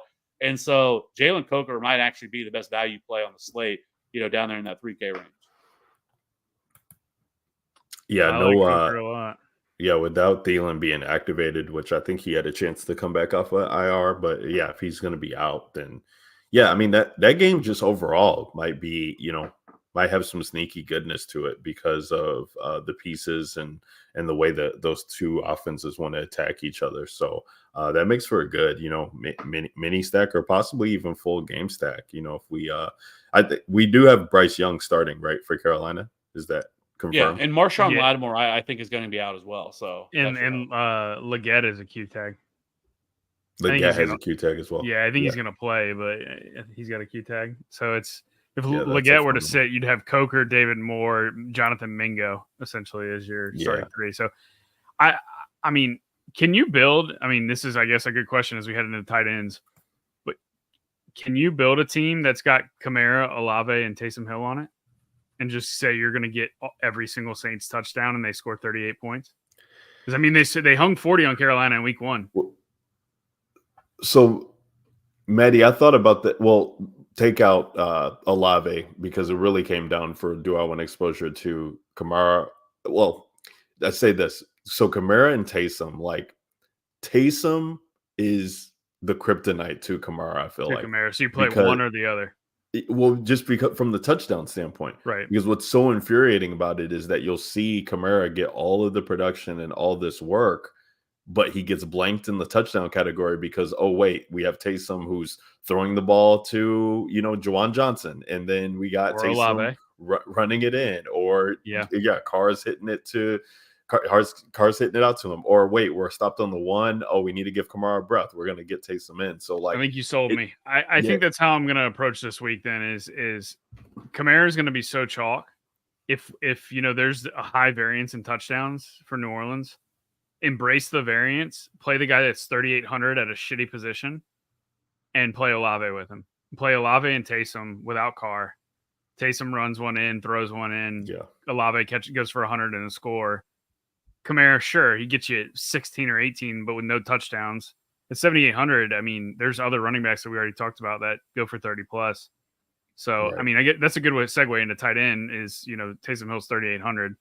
I just wanted to get thoughts on that. But yeah, that as you talk about that makes sense that, it would be kind of Taysom or Kamara. Because I guess, yeah, sure, Kamara could score 3 touchdowns and Taysom could still score 1, but at that point, then you don't want to play Olave, and right. I want to play Olave. So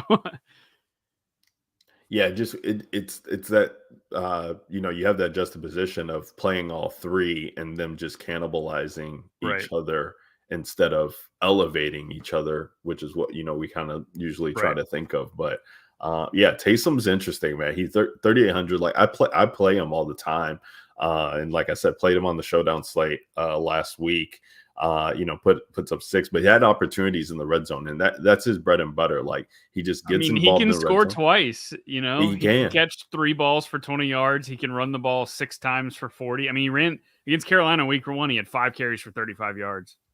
He didn't score, but throw 2 touchdowns on there, and all of a sudden, he's at almost 20 DK points. He's 3.8K at the worst position on the slate. In the Atlanta game, he has 2 touchdowns, like I believe in the first half, and gets hurt and doesn't come back in the game, puts up 14.4. Like it's so annoying that he's at this tight end position. But I guess for our purposes, it's great from a DFS standpoint because the position's been so and he's going to be 3% owned outside of National Tight End Day. Yeah, and so try and get a low-owned exposed guy.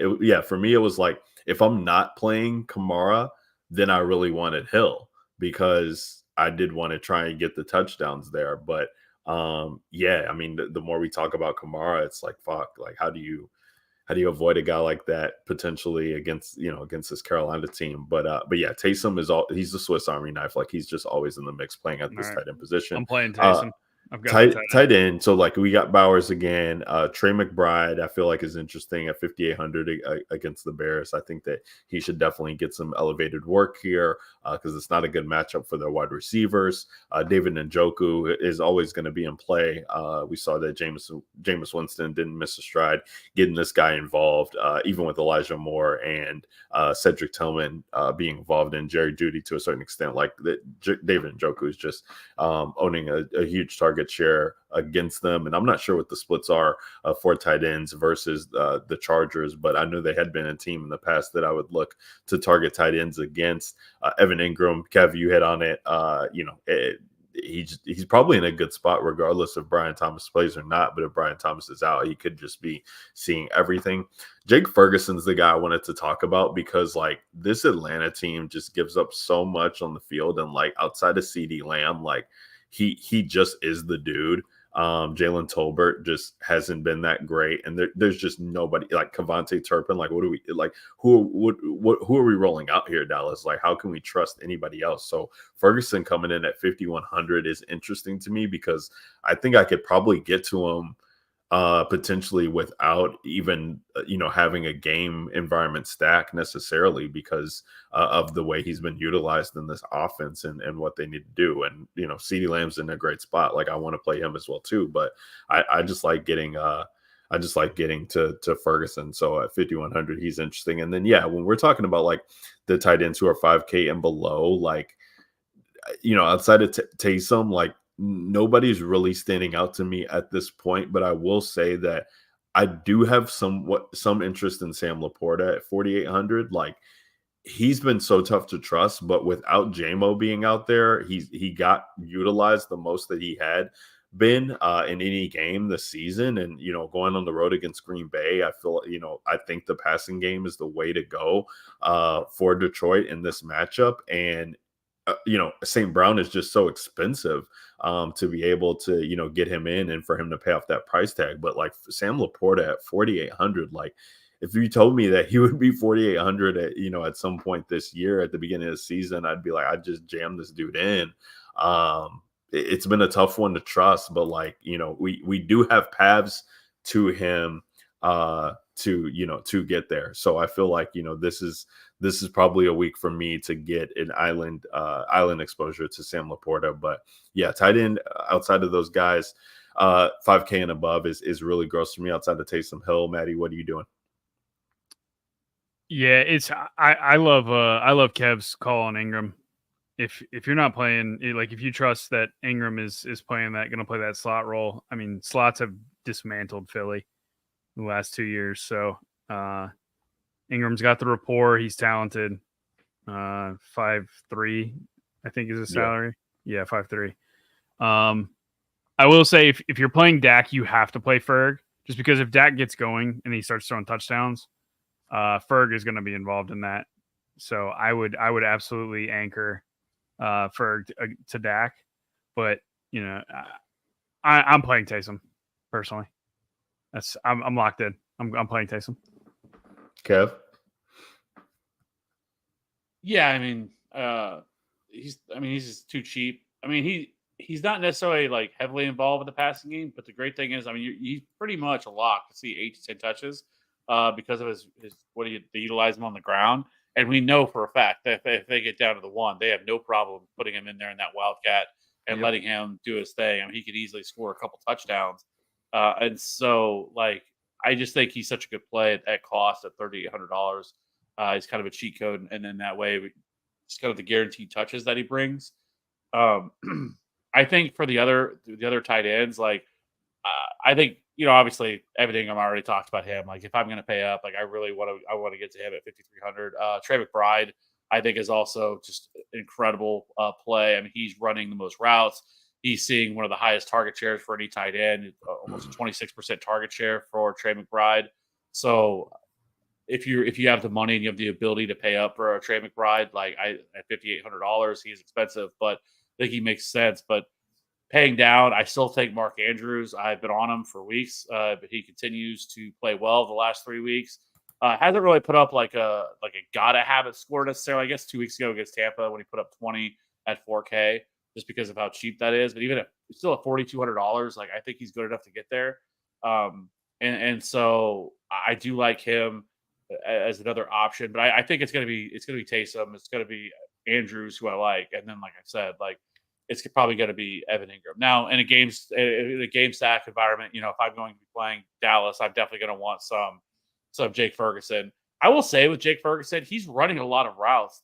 He's only sitting at 15% target share, which is kind of frustrating. Because he's running the third most routes among any tight end, the last 3 weeks. But only seeing a 15% target share, and even worse, man seeing a 3.1 average of the target. So like he is just things break down, they immediately get the ball out. He's just right there at the line of scrimmage and they're getting them the ball on like short crossers and all that kind of stuff. Like he's seeing a 6.1% air yard share. I mean, it's been gross. So there's that. But so either way, though, I mean, I think we also haven't really seen the Cowboys offense be able to truly get there, but he also hasn't seen any end zone targets, which is weird because last year he was kind of the first, read and inside the end zone. He hasn't seen any of those the last 4 weeks either, but it's pretty easy for me. Like I said, I think those are the tight ends that I definitely want to play. I also think that Kyle Pitts, as well as he's played it, is a good play too.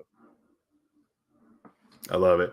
And yeah, let's pull up Mr. Dame Dollars in here, who's in the chat, and shout out to everybody who's rocking along with us watching live here. But Dame Dollars is asking why are we telling him to play Dak? He's been garbage all season. And Dame, I get where you're coming from. I mean, Dak has been garbage, so to speak, on paper. But he's always going to be out there to pass if they're in a game script that allows for it. So we love that the Dallas Cowboys are getting steamrolled. We love that teams are, putting them into a 2 touchdown or more hole that they have to climb out of, because that means that Dak is going to get there through volume. And he actually has shown that he can get there through volume this year. And he has been struggling, but if they're able to hit their stride, as Kev kind of alluded to, like this was the time last year where they were able to get it going, like then we know it's wheels up for this offense. And I will say again that they have played significantly better, or Dak's played significantly better on the road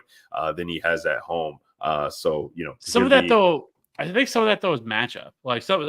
They've had some really tough road matchups. Like they've had some really brutal matchups all year. Like and so, but I will say just look at it last year. Like so for the first 6 weeks of the season, he scored 6 point. This is Dak Prescott 6.3, 19.6, 15.4, 14.3, 7.3.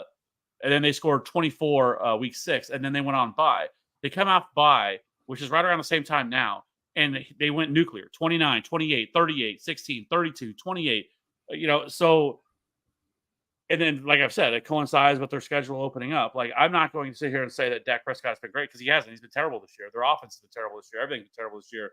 But I don't give a shit. Like, I don't care what they've done previously. Now. I care about now. I care about this week.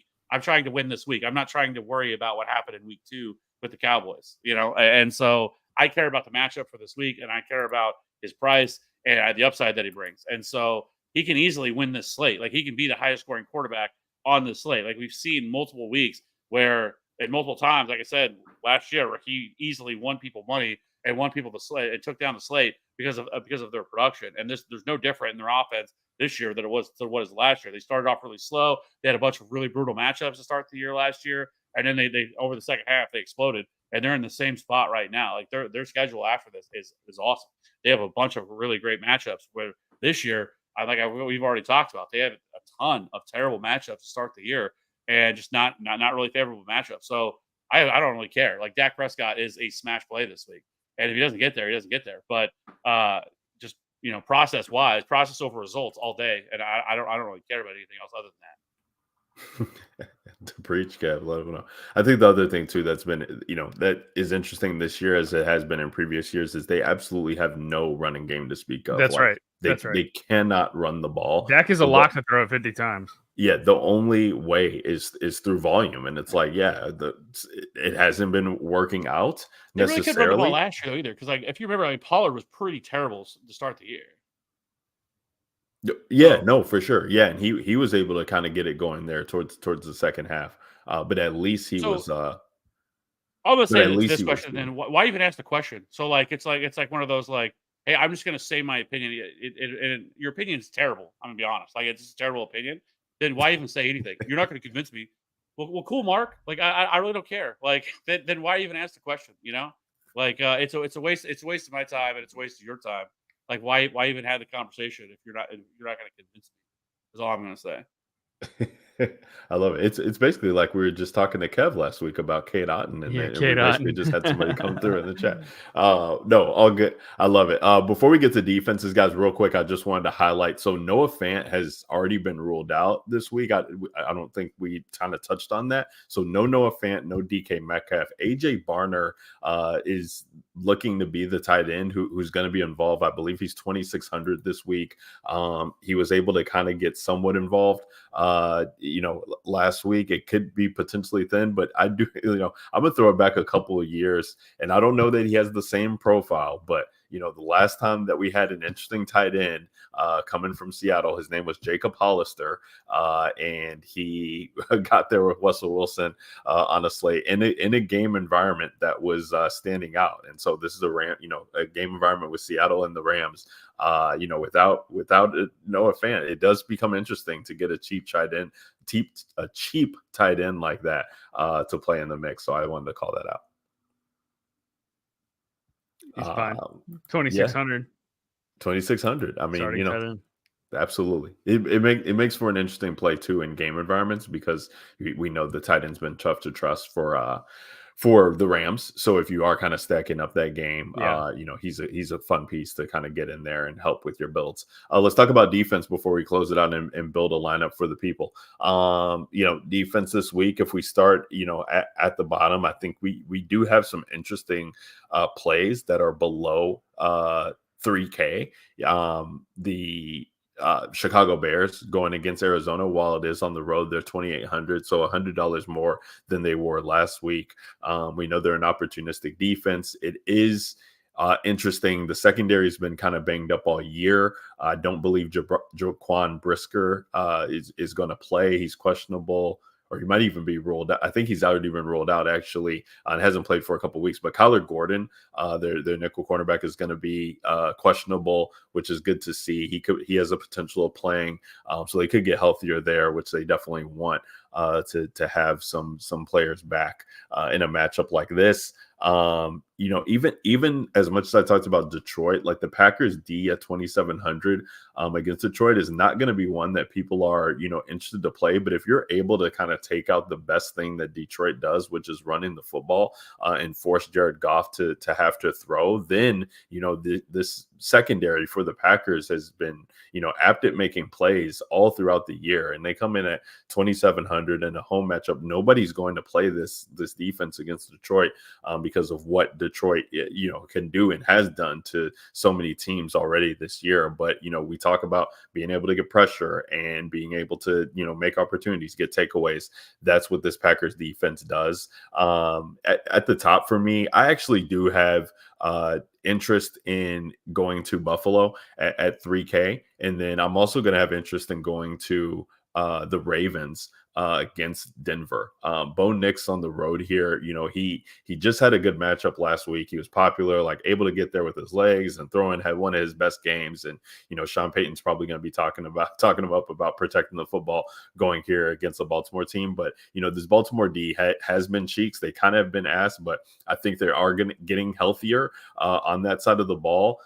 They definitely have, made some changes to the personnel to be able to help with that. And, it definitely could be overlooked. And, if Bo Nix is struggling, like he is the catalyst of this offense, I don't think they're going to be able to run the ball on them. So they're definitely going to need him to throw, and he can make some mistakes. Maddie, what say you at defense here? Where are you looking? Well, we need value this week. So scroll all the way to the bottom. 2.3K. I like the Giants at home against Washington. Washington just struggled to score points against Chicago, which we've talked about the Chicago defense. It's been pretty good this year. So it's not a surprise that they struggled. And Jaden Daniels is a bit banged up. But maybe he ends up tweaking his rib and Mariota comes in. Min price Giants at home when there's not a ton of defenses that really, stand out. And I need the salary for the other positions. So I'm going to be clicking on the Giants this week. I love it. Kev, what say you?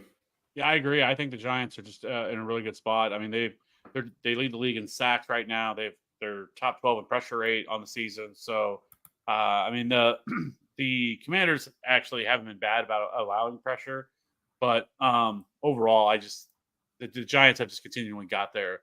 They create a lot of opportunity with all their sacks.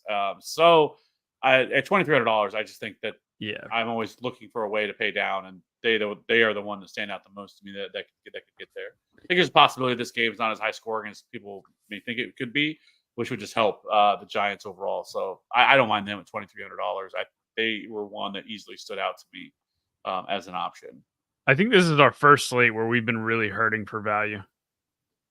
Where we've been I need to pay down at defense, because I think the whole year, I've flirted with paying 3,300 for a defense. Yeah. Every week till this week. Yeah, I think I played the Chargers last week. They were like 33, 34, something like that. Yeah, it's not something I'd ever look to do, but it's been pretty easy to be able to play those more defenses where this week's not that. So, yeah, I think the Giants. I do think they'll be popular, but I still think they're the best click.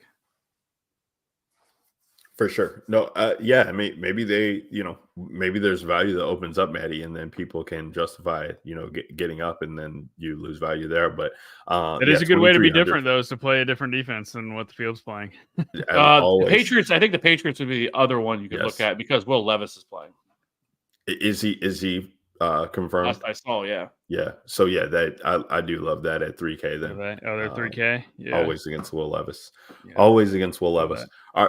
All right, boys. Yeah, let's put week 9 in the books for the people, and let's build out this lineup for them. And appreciate everybody who's been rocking along with us thus far. This has been one of the more interesting slates of the year. So that's why we're at the hour 40 mark to be able to talk through everything with you guys, and we appreciate you guys rocking along with us. It's a DJ Nation pod powered by the Fantasy Authority. We appreciate that. Week 9 main slate is what we're talking about here on DraftKings. And before we sign out, as always, we got to build this Millie Maker lineup for the people. So I'm going to load it up here. And I'm going to start the build and put Kamara in there.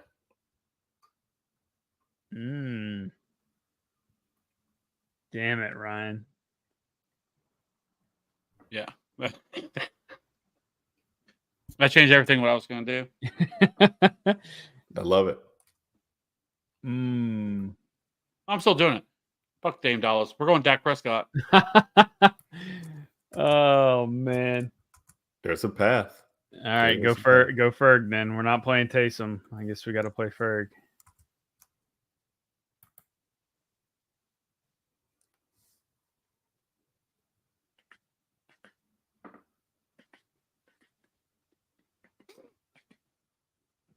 CeeDee Lamb.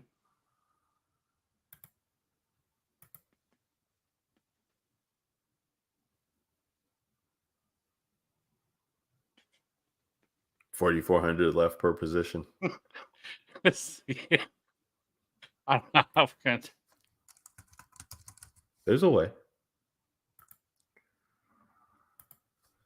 It's on me. Because I'm gonna play Coker at 3,600. You know, the easy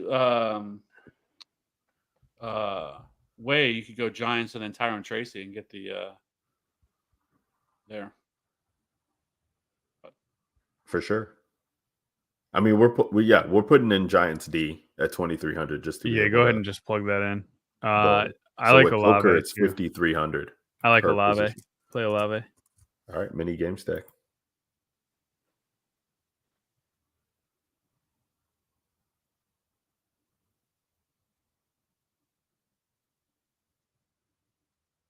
I'm just gonna go. I'll go Giants D. I don't know if we put that in yet, but I'll go Giants D. All right, so 5K per position. Let's see what we got. That's early too. Just gonna make sure we get all of our early guys out of the flex. Oh my God, he's 6K. Mooney's 6K this week. Yeah, he's still a good play.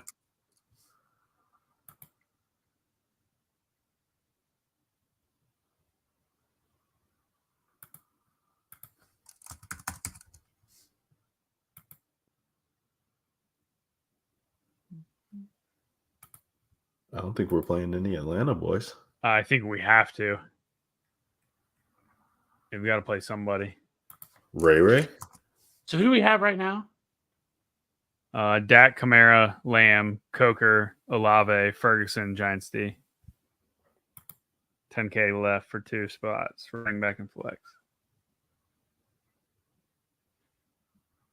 We have to have a Falcon. Actually, we have to. All right, so we play Mooney and Chestnut. Assuming that Pollard's out, I'm cool with it. Sir, we're talking about DraftKings, sir. Be nice about it. I'm not. He's not on the main slate. So if we're talking about DraftKings, just be fair. Now maybe he's talking about FanDuel, which where he is involved. So maybe that's what he's talking about. Yeah, if you're playing on FanDuel, Darnold is definitely in play this week. So I don't mind that at all. Who's Minnesota play? They play the Colts. Yeah, they play the Colts. Yeah, Darnold's a great play this week. Yeah. That's Zero's salary remaining, and I know Kev wants to change the team, but we're locked in. So it's Dak Prescott, it's Alvin Kamara, Julius Chestnut. Granted that Tony Pollard is out. CeeDee Lamb, Jake Coker, Chris Olave, Jake Ferguson, Darnell Mooney, and Giants D. Don't hate it. We just target 2 game environments and hope that they're the 2 where all the points are scored this week, and we reap the benefits. Going into the Millie Maker is that team.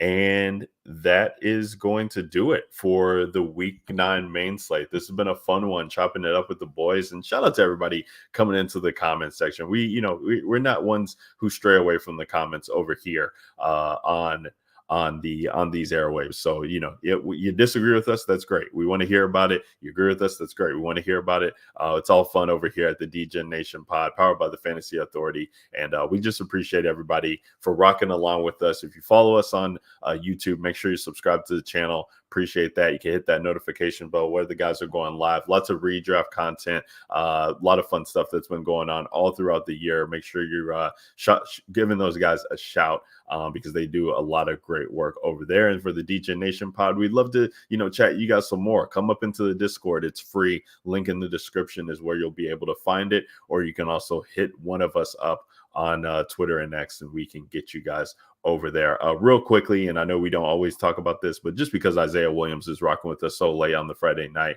he wants to know if he starts Chestnut if Tony Pollard is indeed out. And Isaiah, we got to know the rest of your team to be able to answer that. But if you just need a person to be able to put into your lineup, I think that having that handcuff running back right there is going to be a great way to do so. But yeah, if you don't have any other options on your bench, then you just plug and play Julius Chestnut and let it ride. Any last words for the fellas, or any last words, boys, for you fellas before we sign off for the people? No, happy Taysom Hill week. I know it's not the lineup we built, but we should have not played Kamara. We should have played Bijan at running back as the Falcon. That'd have been the way to go. That would have. But Kev, I think you're remiss from being. I think Dame missed the early part of the show when y'all talked about Rams Seattle. Yeah. No, it's all good. 100% Dame. Agree, Dame. 100% agree with you. Didn't ignore it, but 100% agree with you. There's definitely juice in that Rams Seattle game, for sure. Yeah, yep. Yeah. And I'm on Buffalo, Miami. So you might have to scroll back just a little bit if you want to listen back in the pod to hear that. But yeah, talked about Matthew Stafford, talked about the guys to be able to pair him with, and talked about some Seattle pieces on that side as well too. Should be a fun game. Should be a fun week, boys. Excited to see you guys in the streets, and excited to see the DGen Nation family in these DFS streets as we build for the lineup. Signing out for the Godfather himself, Mr. Kevin Steele at Fantasy Route 13 is where you can find him on X and Twitter. Maddie 2v2, Maddie Gets Buckets, Maddie DFS is where you can find him on X and Twitter, and myself, Ryan Williams, at Ryan Alexander _W. We will catch you guys next time for week 10. That's right, we're already in double-digit weeks of the fantasy season already, but fun one. We'll catch you guys next week, but until then, get this money. Peace.